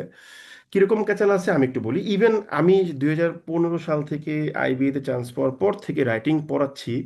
তো একদিন হঠাৎ করেই একজন স্টুডেন্ট আমার একটা পোস্টে কমেন্ট করে বসে যে ভাইয়া, আপনি যে আর্গুমেন্ট রাইটিংটা আমাকে পড়াইছেন, আমি তো ওই আর্গুমেন্ট রাইটিংটা পরীক্ষা হলে অ্যাপ্লাই করতে পারলাম না, আমার মনে হয়েছে জিনিসটা আপনি ভুল পড়াইছেন। তো আমি তখন বললাম যে এটা কেমন কথা, ভুল পড়াবো কেন, এতদিন ধরে পড়াচ্ছি। টুকটাক ভুল হইতে পারে, লেখার সময় ভুল হয়, কিন্তু পুরো একটা রাইটিং ভুল হয়ে যাবে, এটা খুব টেনশনের বিষয়। তো তখন ওনাকে আমি ইনবক্সে নক দিয়ে বললাম যে ভাইয়া, এক্স্যাক্টলি আপনার প্রবলেমটা কোথায় হয়েছে আমাকে বলেন। তো পরে বললো যে ভাইয়া, প্রশ্ন যেটা আসছিল আমি ওখানে অ্যাপ্লাই করতে পারি নাই, তো ব্যাপারটা ভালো করে শুনেন, আপনাদেরও কাজে লাগবে। তো আমি বললাম প্রশ্নটা কি ছিল, আপনারা আমাকে একটু কাইন্ডলি বলেন, আমি দেখি যে আপনাদেরকে এই সমস্যা থেকে আমি কোনো সমাধান দিতে পারি কিনা, আমি চেষ্টা করি, ঠিক আছে? উনি তখন আমাকে প্রশ্নটা দিলেন, ঠিক আছে? তো প্রশ্নটা ছিল এইরকম যে, মানে কিরকম ছিল আপনাকে আমি উদাহরণস্বরূপ বলি যে, কি বলে যে education is the backbone of a nation, ঠিক আছে? Do you agree or disagree, ঠিক আছে? হুম। তারপর মনে করেন ছিল এরকম যে গিভ ইউর ওপিনিয়ন, হ্যাঁ, গিভ ইউর ওপিনিয়ন, এরকম মনে করেন কিছু একটা বলছে। তো এখন উনি মনে করছে কি এটা একটা আর্গুমেন্ট রাইটিং, ঠিক আছে? এই যে আর্গুমেন্ট রাইটিং বললো, এখন উনি করছে কি জানেন, আমার পুরো ফরম্যাটটাকে উনি অ্যাপ্লাই করছে। এখন অ্যাপ্লাই করার পর দেখতেছে কি রে, টপিক তো মিলতেছে না। তো এই জায়গাটাতে এসে আপনাকে আমি একটা জিনিস বলতে চাই, মনে রাখবেন, এই যে এগ্রি ডিসএগ্রি, কেউ এগ্রি হয়ে লিখতেছেন, কেউ ডিসএগ্রি হয়ে লিখতেছেন, বা কেউ একটা নিউট্রাল ইম্পার্শিয়াল একটা পজিশন নিচ্ছেন, কোনো বায়াসড ভিউ দিচ্ছেন না, ঠিক আছে? এই রাইটিং গুলাকে আমরা কিন্তু কেউ আর্গুমেন্ট রাইটিং বলি না, ঠিক আছে? আই রিপিট, এই রাইটিংটাকে আমরা কেউ আর্গুমেন্ট রাইটিং বলি না। এইটাকে আমরা কি বলি, এটাকে আমরা বলি অপিনিয়ন বেসড রাইটিং, ঠিক আছে? আই রিপিট, এটাকে আমরা বলি অপিনিয়ন বেসড রাইটিং। এটা কিন্তু সলিড আর্গুমেন্ট রাইটিং না। সো যদি কেউ আমার টেমপ্লেট ফরম্যাট নিয়ে এটাকে অ্যাপ্লাই করতে যান, তাহলে আপনি 30-এর মধ্যে 0 পাইতে পারেন, আমি আগে ভাগে বলে দিচ্ছি ভাই, ঠিক আছে? এটাকে আমি কোনোভাবেই আর্গুমেন্ট রাইটিং হিসেবে ডিফাইন করব না। এটা একটা অপিনিয়ন বেসড রাইটিং। যে কোনো রাইটিং এর 3টা প্যারাগ্রাফ থাকতে হবে মিনিমাম। একটা হচ্ছে গিয়ে কি ইন্ট্রো, ইন্ট্রোডাকশন, একটা হচ্ছে গিয়ে কি বডি, আর একটা হচ্ছে গিয়ে কি কনক্লুশন। এই তিনটা প্যারাতে আমরা লিখতে বলি। তো যখন আপনি অপিনিয়ন লিখতে যাবেন তখন আমরা বলি যে তুমি যদি এটা সাপোর্টে থাকো, শুধু সাপোর্টে থাকো, তাহলে ইন্ট্রোডাকশন একটা প্যারা, কনক্লুশন একটা প্যারা, আর বডিতে গিয়ে তুমি তিনটা প্যারাগ্রাফ মেনটেন করবা। তিনটা প্যারাগ্রাফে কি কি লিখবেন? যে 3 reasons for supporting the statement, তিনটা কারণকে ব্যাখ্যা করবেন যে আমি এই কারণে আমি সাপোর্ট করি। ঠিক আছে? আর আপনি যদি বলেন যে ভাই আমি ডিসএগ্রি করতেছি, তাহলে কি করবেন? আপনি তিনটা রিজন মেনশন করবেন, 3 reasons for rejecting the statement. মানে ইন্ট্রোডাকশন একটা প্যারা, কনক্লুশন একটা প্যারা, বডিতে গিয়ে সাপোর্ট করলে তিনটা প্যারাগ্রাফ সাপোর্ট করবেন, রিজেক্ট করলে আপনি তিনটা প্যারাগ্রাফে রিজেক্ট করবেন। আর যদি বলেন যে না আপনি একটা নিউট্রাল পজিশন নেবেন, তাহলে কি করবেন? নিউট্রাল পজিশনে গেলে আপনি এখানেও তিনটা প্যারাগ্রাফ লিখবেন, কিন্তু তিনটা প্যারাগ্রাফের একটা প্যারাগ্রাফ হবে সাপোর্টে, একটা প্যারাগ্রাফ হবে এগেনস্টে, আর একটা প্যারাগ্রাফ হবে ওভারঅল মিলিয়ে যে কেন আমি নিউট্রাল। একটু দাঁড়ান, একটা ফোন আসছে। হ্যালো, হ্যালো, আমি ক্লাসে আছি, এখন ফোন দিয়েন না, আমি বারবার ফোনটা এই কারণে কেটে দিচ্ছি। ঠিক আছে, পরে ফোন দিন প্লিজ। না, তো আমি কি বললাম? আমি বললাম যে আপনি যদি নিউট্রাল হন তাহলে এটা করবেন। তো আপনি নিউট্রাল হন, সাপোর্ট করেন, রিজেক্ট করেন, আই হ্যাভ নো প্রবলেম, প্রত্যেক ক্ষেত্রেই তিনটা প্যারাগ্রাফ, বডিতে তিনটা প্যারাগ্রাফ আসবে, আর হচ্ছে ইন্ট্রো এবং কনক্লুশনে গিয়ে দুইটা প্যারাগ্রাফ, মোট 5টা প্যারাগ্রাফে আপনি হচ্ছে গিয়ে এই অপিনিয়ন বেসড রাইটিং গুলো লিখবেন। ঠিক আছে? এগুলো টেমপ্লেট আমি আমার টাইমলাইনে শেয়ার করব, ওইখান থেকে দেখে নিন। এই অপিনিয়নের ইস্যুটা ক্লিয়ার করতে পারছি আপনাকে আমি? এটা যে আর্গুমেন্ট না, এটা ক্লিয়ার করতে পারছি? হ্যালো? ইয়েস। আচ্ছা, তো এটার সাথে দয়া কইরা ভাই কেউ আর্গুমেন্টারে গুলায় ফেলায় না, এটা আমার একটা রিকোয়েস্ট। বাকিটা আপনার ইচ্ছা, আমি একটা মতামত দিতেই পারি, and you can either reject it, I mean nullify it, or accept it, কোনো সমস্যা নাই। এখন আর্গুমেন্ট কোনটা?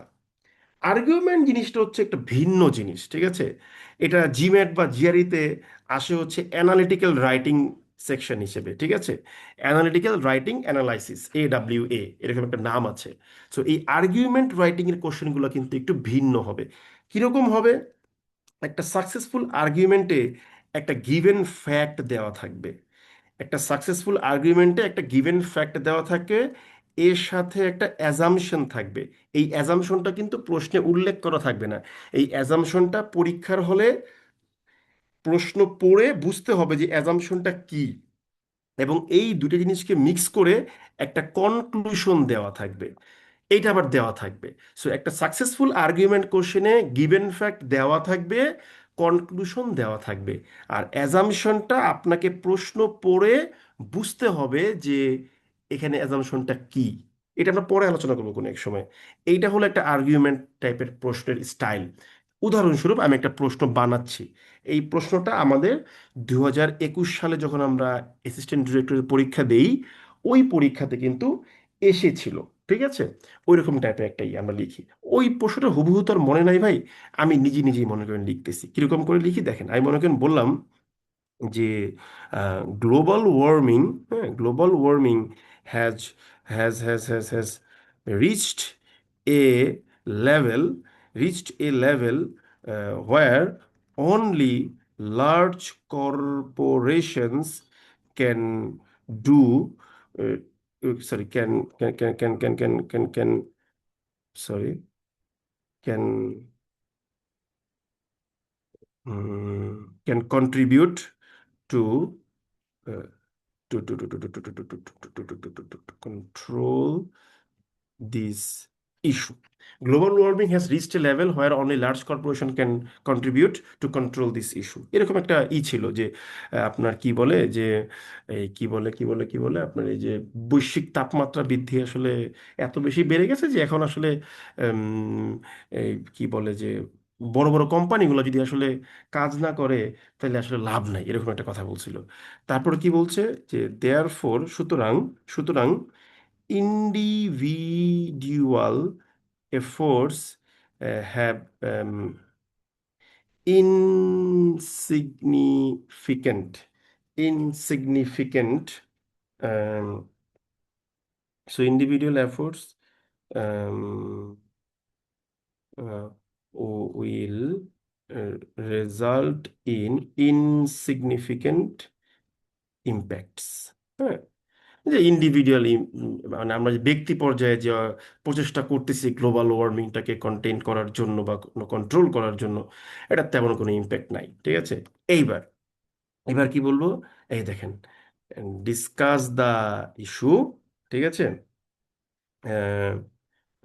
শো ইউর আন্ডারস্ট্যান্ডিং, মনে করেন লিখেন শো ইউর আন্ডারস্ট্যান্ডিং অ্যান্ড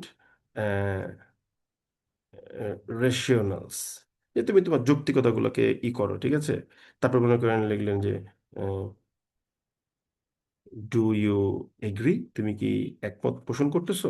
এই যে এইটা একটা আর্গুমেন্ট টাইপের প্রশ্ন, কারণ কি এই প্রশ্নের মধ্যে আর্গুমেন্টের সবকিছু উপস্থিত আছে।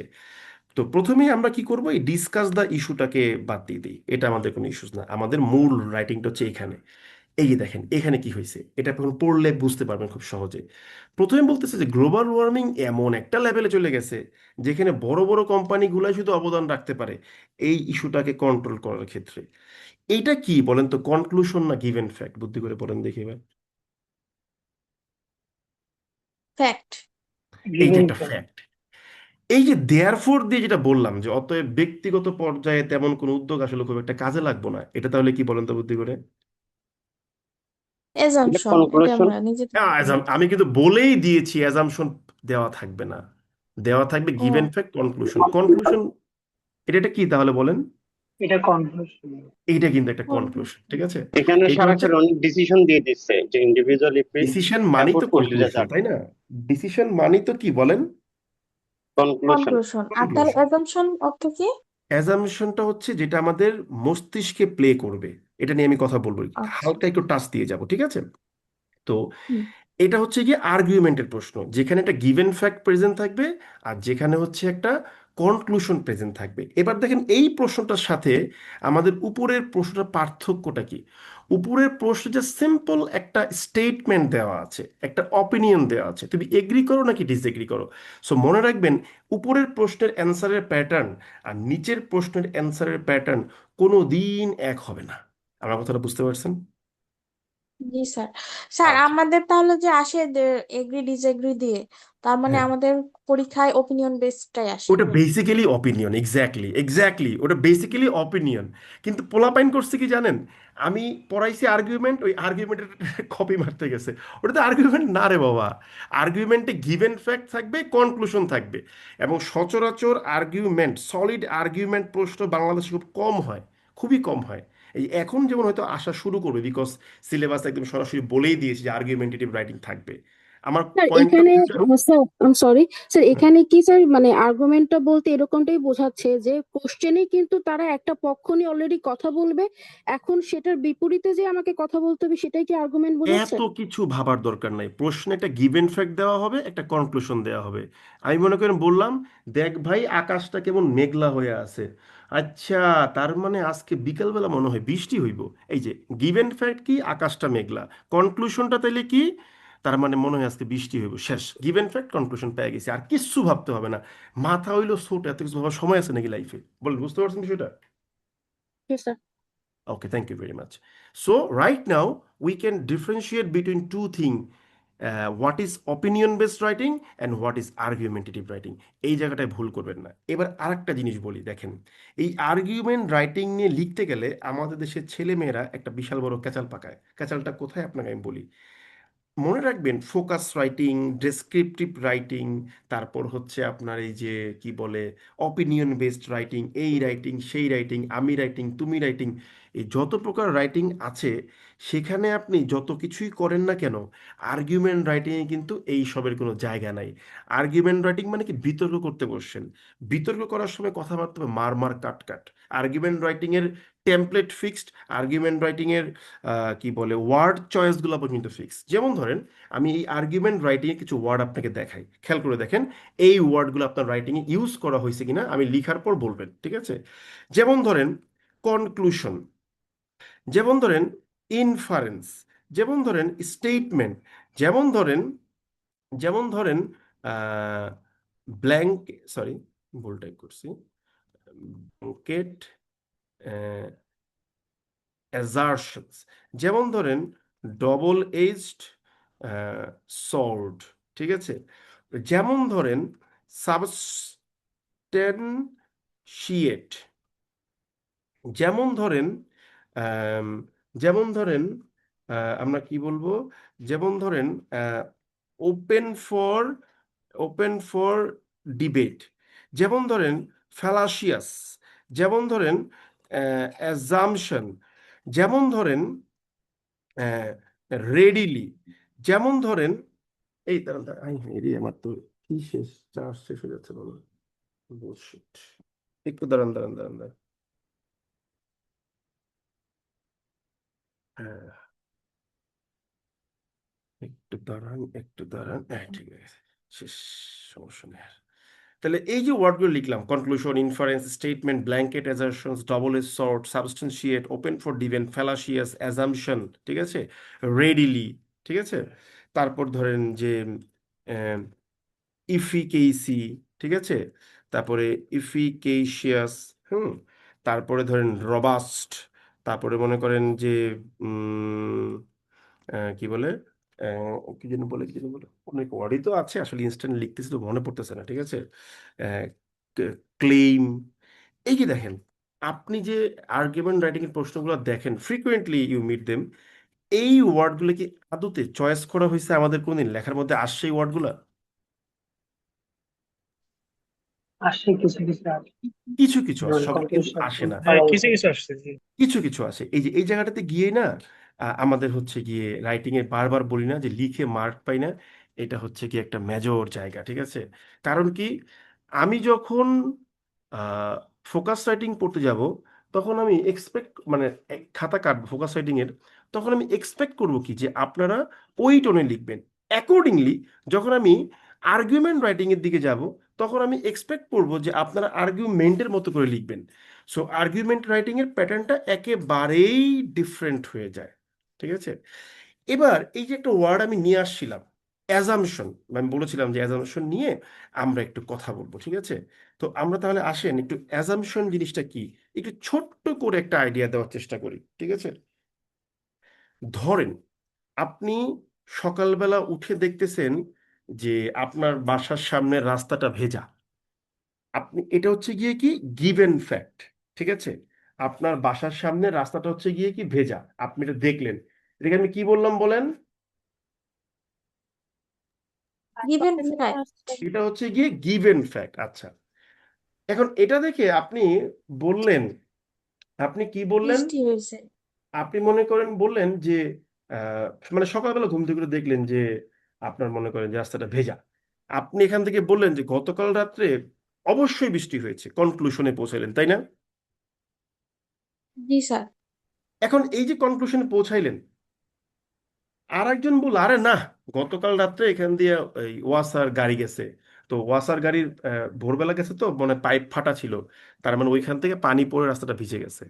খেয়াল করে দেখেন, একই কর্ণফুলী জোয়ারের পানি। সিচুয়েশন, হ্যাঁ একই সিচুয়েশন, অর্থাৎ একই গিভেন ফ্যাক্ট থেকে দুইজন ব্যক্তি দুই রকম কনক্লুশনে পৌঁছাইছে। কথা কি ঠিক বললাম না ভুল বললাম বলেন তো একটু আমাকে।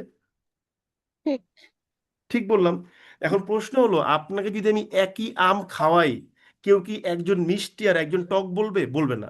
কেউ হয়তো বলবে যে আমটা একটু বেশি মিষ্টি, কেউ হয়তো বলবে আমটা একটু কম মিষ্টি, কিন্তু টক আর মিষ্টি দুই রকম তো বলার কথা না। তাহলে একই গিভেন ফ্যাক্ট থেকে কেন আমরা দুই রকম ভিন্ন ভিন্ন কনক্লুশনে পৌঁছলাম বলেন তো এবার তাহলে। কমন থিং এর কারণে। যেমন আমের উদাহরণে যদি বলি, একজন আম খেয়ে বলছে এই আমটা হিমসাগর, আরেকজন বলছে না এটা গোবিন্দভোগ। হ্যাঁ, কেন বললো বলেন, কেন হলো একই আম? কারণ ওই সিমিলারিটি যে থাকে, যে না না না একটা রিজনের একটা জিনিসের অনেকগুলো রিজন থাকতে পারে। না না না, এটা অ্যাজাম্পশন ভিন্ন এই জন্য বলছি। এই তো একজন বলে ফেলছেন, অ্যাজাম্পশন ভিন্ন। এই অ্যাজাম্পশনটাই ব্রেনে কাজ করছে।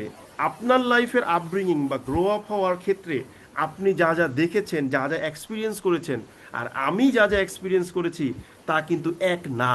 অ্যাজ এ রেজাল্ট আপনার অ্যাজাম্পশন এবং আমার অ্যাজাম্পশন এক নাই হইতে পারে। যিনি রাস্তাটা ভেজা থেকে বলেছে যে গতকাল রাত্রে অবশ্যই বৃষ্টি হয়েছে, উনি ধরেই নিয়েছে যে একমাত্র বৃষ্টি হওয়া ছাড়া আর কোনো কারণ নেই যেই কারণে রাস্তাটা ভিজতে পারে। এই অ্যাজাম্পশনটা উনি মনের মধ্যে ধারণ করেছে, বিধায় উনি বলেছে গতকাল রাত্রে অবশ্যই বৃষ্টি হয়েছে। কথা বুঝতে পেরেছেন? Yes hello. স্যার। উনি যদি এইটা অ্যাজাম্পশন না করে এটা বলতেন যে আচ্ছা গতকাল রাত্রে মনে হয় বৃষ্টি হয়েছে, দেখেন এবার কিন্তু অবশ্যই বলি নাই, ও কোথায় দেখো, এখানে বলেছে কি হয়তো বা বা মনে হয় বৃষ্টি হয়েছে। তাহলে অ্যাজাম্পশনটা কি? তাহলে অ্যাজাম্পশনটা খুব সুন্দর যে অনেক কারণেই রাস্তা ভিজতে পারে, তবে বৃষ্টি হয়ে রাস্তা ভিজাটা একটা one of the most prominent reasons. এই কারণে আমি বললাম গতকাল রাত্রে মনে হয় বৃষ্টি হয়েছে। তো অ্যাজাম্পশনের ভিন্নতার কারণে একই গিভেন ফ্যাক্ট থেকে ভিন্ন ভিন্ন কনক্লুশন আসতে পারে। Am I right or wrong? Tell me. Yes Right, sir. Sir. Right. Right. এখন প্রবলেমটা হবে কোথায় গিয়ে দেখেন, আমরা যখন কারোর সাথে আর্গুমেন্টে যাই অর্থাৎ ঝগড়ায় যাই, আমরা সবাই কনক্লুশন নিয়ে মারামারি করি, কিন্তু আসলে মারামারিটা কনক্লুশন নিয়ে হবে না। মারামারিটা হবে কি নিয়ে? মারামারিটা হবে হচ্ছে অ্যাজাম্পশন নিয়ে। আপনি ওকে বলবেন যে ভাই তুমি যে এইটা দেখে এই কনক্লুশনটা নিলা, তোমার অ্যাজাম্পশনটা হচ্ছে এইটা, কিন্তু অ্যাজাম্পশন এইটা না করে তুমি যদি অন্য কিছু অ্যাজাম্পশন করো, ওইটা অ্যাজাম্পশন করো, তাহলে কিন্তু তোমার কনক্লুশনটা ভিন্ন হতে বাধ্য। তার মানে কি তোমার কনক্লুশনটা অনেকটাই গিভেন ফ্যাক্ট না, অ্যাজাম্পশনের সাথে কানেক্টেড হয়েই আসছে। সো অ্যাজাম্পশন ডিফারেন্ট হলে মানুষের কনক্লুশন ভিন্ন হতে পারে। Am I right or wrong? Tell me. Right sir. Right. So আজকের পর থেকে কারোর সাথে ঝগড়া করার সময় কনক্লুশন নিয়ে ঝগড়া করবেন না, সবসময় ঝগড়া করবেন অ্যাজাম্পশন নিয়ে। একইভাবে আর্গুমেন্ট রাইটিং লেখার সময়ও আপনি কি করবেন, প্রথমে তো একটা ইন্ট্রোডাকশন দিবেন, এটা আপনিও জানেন আমিও জানি। লাস্টে গিয়ে একটা কনক্লুশন দিবেন, আপনিও জানেন আমি জানি। এইবার এই যে বডি পার্টে গিয়ে দেখেন কি করবেন। বডি পার্টে গিয়ে আপনি প্রথমেই বলবেন যে ভাই এই যে আর্গুমেন্টটা দিছেন, এই আর্গুমেন্টে একটা ভুল হইতেছে, অ্যাজাম্পশনে একটা ঝামেলা আছে, আমার কাছে ঝামেলাটা পরে বের করে নিতে হবে, ঠিক আছে? প্রথমেই অ্যাজাম্পশনটাকে অ্যাটাক করবেন, কারণ যখনই আপনি কোনো আর্গুমেন্টের অ্যাজাম্পশন অ্যাটাক করবেন তখন এই আর্গুমেন্টটা দুর্বল হয়ে যাবে। এই দুর্বল হওয়ার পরে আপনি অ্যাটাক করবেন তার কনক্লুশনকে, যে যেহেতু তোমার অ্যাজাম্পশনকে দুর্বল করা যাচ্ছে, অতএব তোমার কনক্লুশনকেও দুর্বল করা যাচ্ছে। এখন যদি একজন ব্যক্তির অ্যাজাম্পশনকেও দুর্বল করে দেন, কনক্লুশনকেও দুর্বল করে দেন, ও তখন কি বলবে যে ভাই আমার জীবনটা এগিয়ে দিলে ভুল নাকি, হ্যাঁ, যে আমি সব কিছুই খালি ভুল চিন্তা করি? তখন আর্গুমেন্টে তাকে সাপোর্ট দিবেন, সাপোর্টিভ স্টেটমেন্ট বলবেন যে না তোমার কথাও ঠিক হইতে পারে। মানে প্রথম তার অ্যাজাম্পশনটাকে অ্যাটাক করে দুর্বল করলেন, তারপর তার কনক্লুশনটা দুর্বল হয়ে গেল, এবার বলবো যে না তোমার কথাও ঠিক হইতে পারে। এইবার লাস্টে গিয়ে বলবেন যে ভাই আহ, যে দেখ আসলে আপনার অ্যাজাম্পশনটা তো ভুল হইতেই পারে, আমরা বুঝতে পারতেছি। এখন যেহেতু আমাদের পক্ষে এটা সঠিক না ভুল প্রমাণ করার সুযোগ নাই, অতএব আমার কাছে মনে হয় যে এটা আসলে আমরা সঠিক কোনো মতামত দিতে পারতেছি না। এটাই হচ্ছে গিয়ে আমার এস্টাবলিশ ইউর ওন ভিউ, তুমি তোমার নিজের ভিউটা এস্টাবলিশ করবা। এই 6টা পয়েন্টে আপনি একটা আর্গুমেন্ট লিখবেন। ইন্ট্রোডাকশন, স্যার একটু অ্যাটাক দ্য আবার অ্যাজাম্পশন, বলবেন? Attack the conclusion. রেকর্ড থাকবে তো, ওখান থেকে শুনে নিন, ঠিক আছে? ওকে, অনেক কিছু ক্লিয়ার করবো তো আরো, হ্যাঁ দেখে নিন। ওকে ভাই, রাগ করেন না প্লিজ। হ্যালো। হ্যাঁ ঠিক আছে। এই জাস্ট এই অ্যাটাক কনক্লুশনের ওখান থেকে একটু মানে কথাটা গুলাই ফেলছিলাম, সেজন্য আমি বললাম একটু জানতে চাচ্ছিলাম। আপনি এই 6টা প্যারাগ্রাফে একটা সাকসেসফুল আর্গুমেন্ট লিখবেন। প্রথমে ইন্ট্রোডাকশন দিবেন, তারপর অ্যাজাম্পশনকে অ্যাটাক করে দুর্বল করবেন, অতএব এরপরে কনক্লুশন অ্যাটাক হয়ে দুর্বল হয়ে যাবে। তারপর ওকে বলবেন যে না তোমার কথাও ঠিক হইতে পারে, সাপোর্টিভ স্টেটমেন্ট দিবেন। লাস্টে গিয়ে বলবেন যে ভাই দেখো কার কথা ঠিক এটা আমরা আসলে বলতে পারতেছি না, সো আলোচনা এখানেই সমাপ্তি, এস্টাবলিশড ইউর ওন ভিউ, লাস্টে কনক্লুশন দিয়ে দিবেন, শেষ। ওকে, থ্যাংক ইউ। My pleasure. তাহলে আমরা কি জানলাম? আমরা দেখলাম যে ফোকাস রাইটিং এর আসলে লেখার মধ্যে কিন্তু অনেক কিছু আছে, অনেক কিছু জানার আছে, অনেক কিছু বোঝার আছে। মনে রাখবেন writing itself is a kind of art, writing itself is a kind of কি সায়েন্সও বলতে পারেন, আমার কাছে মধ্যে মধ্যে মনে হয়, ঠিক আছে? কারণ ইন্টারেস্টিং বিষয় হচ্ছে যে আপনার যেখানে এক্সেস নাই সেখানে আপনার রাইটিং এর এক্সেস আছে, ঠিক আছে? আপনি মনে করেন জাতিসংঘের একটা অফিসে ঢুকবেন, সো আপনাকে কিন্তু ইজিলি একটা এক্সেস দেওয়া হবে না, কিন্তু আপনাকে চিঠি লিখে দেন, সেটা হয়তো বা 1-1.5 বছর পরে হইলেও জাতিসংঘে গিয়ে পৌঁছাবে এবং ভিতরে এক্সেস পাবে যদি ঠিক মতো লিখতে পারে, ঠিক আছে? তার রাইটিং কিন্তু এটা কিন্তু একটা ডবল এজ সর্ডের মতো। এটা আপনাকে আগায়ও দিতে পারে, আবার আপনাকে ডুবাইও দিতে পারে, ঠিক আছে? মানে it can attack you, it can save you, দুটোই করতে পারে। সো এই জিনিসগুলো মাথায় রাখবেন, হ্যাঁ। সো আমি অনেকটা সময় বক বক করে ফেলেছি আপনাদের সাথে, অনেকগুলো জিনিসকে র্যান্ডমলি ডিসকাস করেছি। আসলে একদম গুছায়া ডিসকাস করতে গেলে না অনেকটা সময় লাগে, ধরেন অনেকটা গুছায় নিতে হয়, একটা লং সেশন করতে পারলে ভালো হইতো। তো এইটুকু সময়, 1 ঘন্টা সময় নিলাম, আমি মোটামুটি যা যা পারলাম তা মোটামুটি ডিসকাস করলাম, ঠিক আছে? এই আইডিয়াগুলো একটু কাজে লাগায়েন। আমি আপনাকে গ্যারান্টি দিয়ে বলতে পারি ভাই, অজস্র ছেলে মেয়েকে পড়াইছি তো আমি, মানে চাওয়াবাজি করতেছি ভাইবেন না, একদম অনেস্টলি আমি বলছি। এই জিনিসগুলো যদি আপনারা একটু অ্যাপ্লাই করতে পারেন, মানে যে যা লিখতেছি তাই লিখবো, কোনো প্রবলেম নাই, জাস্ট একটু সিম্পল চেঞ্জ, একটু সিম্পল চেঞ্জ, ঠিক আছে? একটু সিম্পল চেঞ্জ, আর কিছুই না। এই জিনিসটাই না আপনাকে দেখবেন যে অনেক আগায় নিয়ে গেছে, অনেক আগায় নিয়ে গেছে। এই যে যেমন ধরেন আমি একটা ওয়ার্ড বললাম যে একটু সিম্পল চেঞ্জ, ঠিক আছে? এখন মনে করেন, আপনি মনে করেন বললেন যে আপনি মনে করেন বললেন কি, উদাহরণস্বরূপ যে our economy is changing day by day, ঠিক আছে? আপনি মনে করেন বললেন যে দিন দিন আমাদের অর্থনীতি চেঞ্জ হচ্ছে, ঠিক আছে? এখন বিষয়টা হচ্ছে কি জানেন, এই কথাটাকে আমি খুব প্রফেশনাল ওয়েতে নিতে পারি, কিভাবে লিখতে পারি, এই দেখেন, আওয়ার শিফটিং লেখা যেতে ইকোনমি বলছে। Has been shifting from from agriculture to service industry day by day. একই কথা, চেঞ্জ হয়ে গেল, আর কিছু না। এখন বিষয়টা হচ্ছে কি, আপনি যদি ধরেন যে এই যে এগ্রিকালচার থেকে আপনার সার্ভিসের দিকে যাচ্ছে, আপনি যদি এই জিনিসটাকে, এই এগ্রিকালচার সেক্টরটা না জানেন, সার্ভিস সেক্টরটা না জানেন, তাহলে কিন্তু হবে না। তাই একটু কি করতে হয়, পড়তে হবে। এখন মনে করেন আপনি এখানে লিখছেন যে শিফটিং লিখলেন, ঠিক আছে? এখন এই শিফটিং ওয়ার্ডটা কিন্তু সুন্দর একটা ওয়ার্ড, কিন্তু আমি যদি বলি যে না, আমি আরো প্রফেশনাল টোন আনবো, যে our economy is evolving day by day. দেখেন, our economy is going through a transition. Transition বলা যাচ্ছে। ট্রানজিশন বললাম, এটা খুবই সুন্দর একটা ওয়ার্ড, ঠিক আছে? ট্রানজিশন, হ্যাঁ। তারপর আমরা কি বলতে পারি, যে আওয়ার ইকোনমি ইজ রিস্ট্রাকচারিং। দেখেন, এই ওয়ার্ডগুলো কিন্তু সুন্দর। এখন এই যে এতক্ষণ ধরে ক্লাস করলেন, আপনার কি মনে হয় এগুলো মুখস্থ করে বসি, বলেন তো একটু আমাকে?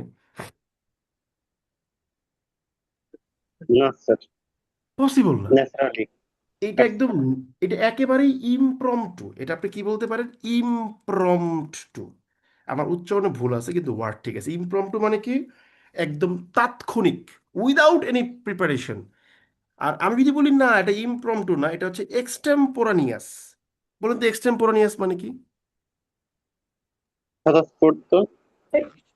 রিহার্সড হ্যাঁ, রিহার্স মানে, রিহার্স মানে আবার রিহার্স 1-2 ঘন্টা রিহার্স করছেন, জাস্ট 2-1 মিনিট আপনি সময় পাইছেন জাস্ট। যেমন দেখবেন যে ট্রেনিং ট্রেনিং ট্রেনিং গেলে বলা হয় যে এক্সটেম্পোরানিয়াস স্পিচ, ঠিক আছে? ওকে, বুঝতে পারছেন?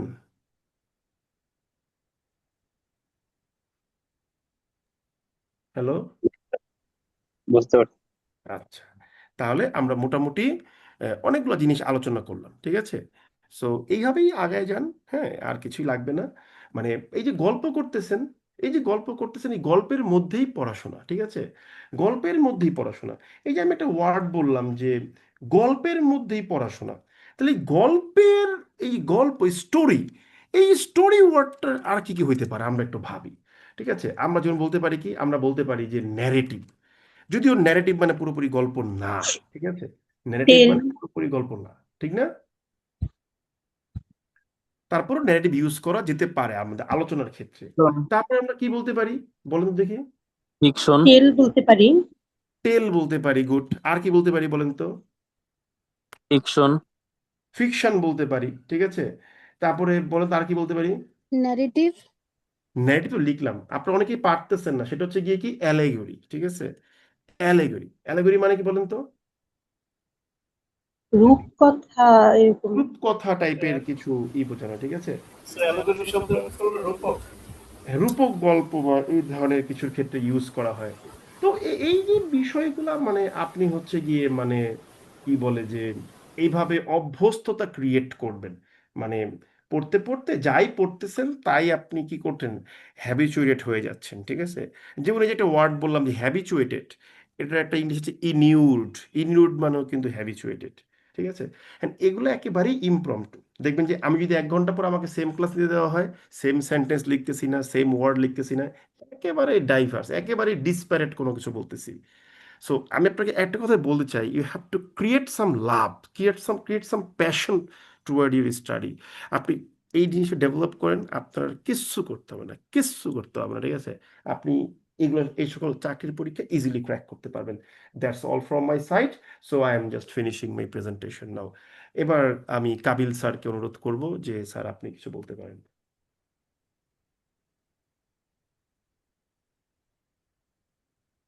কাবিল স্যার, আপনি কি আছেন?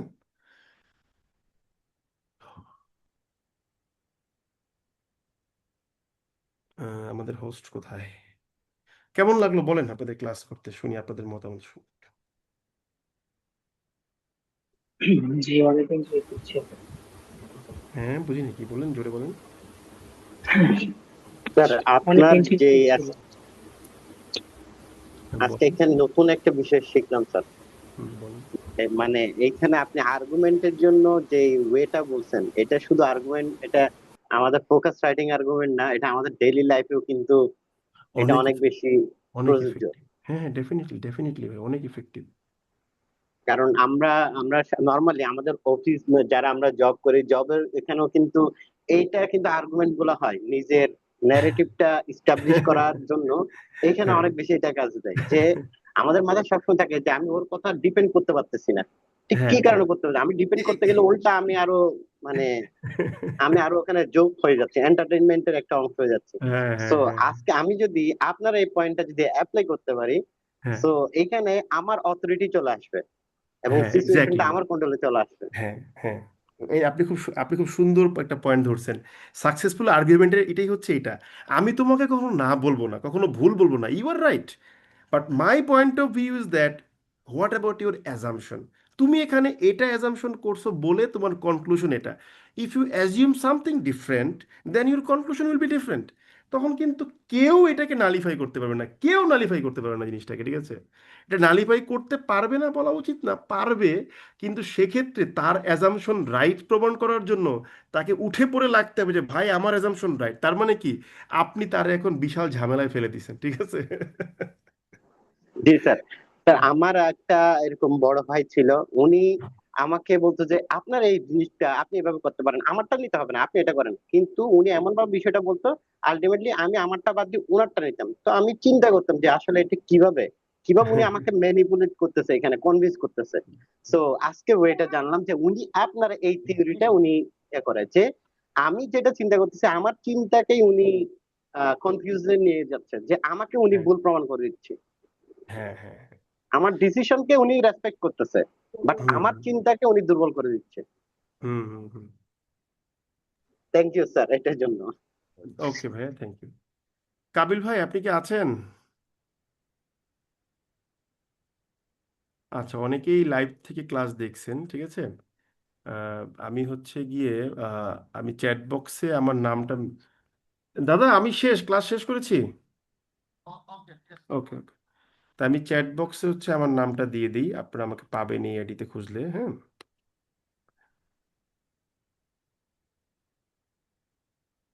আমি দিয়ে দিয়েছি, হ্যাঁ। কাবিল স্যার এখন চলে আসবেন, তো চলে আসলে কথা বলুক। সো এই হচ্ছিল আমার পক্ষ থেকে। দাদা আমার একটা কোয়েশ্চেন ছিল দাদা। বলেন বলেন, শুনছি। দাদা হচ্ছে আমাদের হচ্ছে ফ্রি হ্যান্ড রাইটিং এ দাদা, মানে গ্রামাটিক্যাল পার্টটা হচ্ছে কি দাদা, এখানে হচ্ছে একদম কি একুরেসি মানে করার কোনো ওয়ে আছে? দেখেন ভাই, মানে ফ্রি আমরা হ্যান্ড লিখতে রাইটিং গেলে সেন্টেন্স আমাদের ভুল হয়। স্ট্রাকচারটা মানে মানে গ্রামাটিক্যাল মিস্টেকটা। গ্রামাটিক্যাল ক্লাস, এই স্ট্রাকচারের বিষয়টা হচ্ছে কি, যতটুকু সম্ভব অ্যাকুরেট রাখার চেষ্টা করবেন। এখন টুকিটাকি ভুল এটা টিচাররা মাইন্ড করবে না, কিন্তু যখন দেখবে যে একটা ভুল আহ, মানে ফ্রিকোয়েন্টলি আপনি করতেছেন, তখন কিন্তু স্যার বুঝবে যে আপনি জিনিসটা পারেন না, ঠিক আছে? সো এই জিনিসগুলো মাথায় রাখতে হবে, ওকে? সো ব্ল্যাটেন্ট কোনো মিস্টেক করবেন না। ব্ল্যাটেন্ট মিস্টেক মানে হচ্ছে ভয়াবহ মিস্টেক। ব্ল্যাটেন্ট কোনো মিস্টেক করবেন না। আচ্ছা স্যার, কাবিল ভাই এই আপনি ক্ষেত্রে আছেন? কি স্যার, আরেকটা কোয়েশ্চেন স্যার, এই ক্ষেত্রে আমরা যদি এই ফোকাস রাইটিং এর জন্য এটা করতে, যেমন আপনি কিন্তু সিনোনিমের দিকে মূল সবচেয়ে বেশি এখানে ফোকাসটা করছেন, যে আমরা হ্যাঁ, হ্যাঁ। চেঞ্জ ওয়ার্ড চেঞ্জ করে দেন নতুন আমরা ওয়ার্ড ইয়ে করি। তো এই ক্ষেত্রে আমরা ওয়ার্ড গ্যাদারিং এর ক্ষেত্রে আমরা নর্মালি বিভিন্ন ধরনের বই পড়ি, যেটা ওয়ার্ডের বই আমরা ওই, তো ওইটা বেশি আমাদের জন্য অ্যাপ্লিকেবল, নাকি তার চাইতে বরং ওই সময়টা আমরা কোনো আমি একটা পেপার টপিক নিউজ? ধরে পড়াটাকে বেশি প্রেফার করি ভাই। আমার আর এখন এই সময় নাই যে আমি ওই বইটই পড়বো। নিউজ আচ্ছা, তাহলে সেক্ষেত্রে কি বেস্ট অপশন আমাদের পেপার পড়াটা কি বেস্ট অপশন হবে? টপিক ধরে শুধু অবশ্যই পেপার পড়াটা বেস্ট অপশন, ডেফিনেটলি।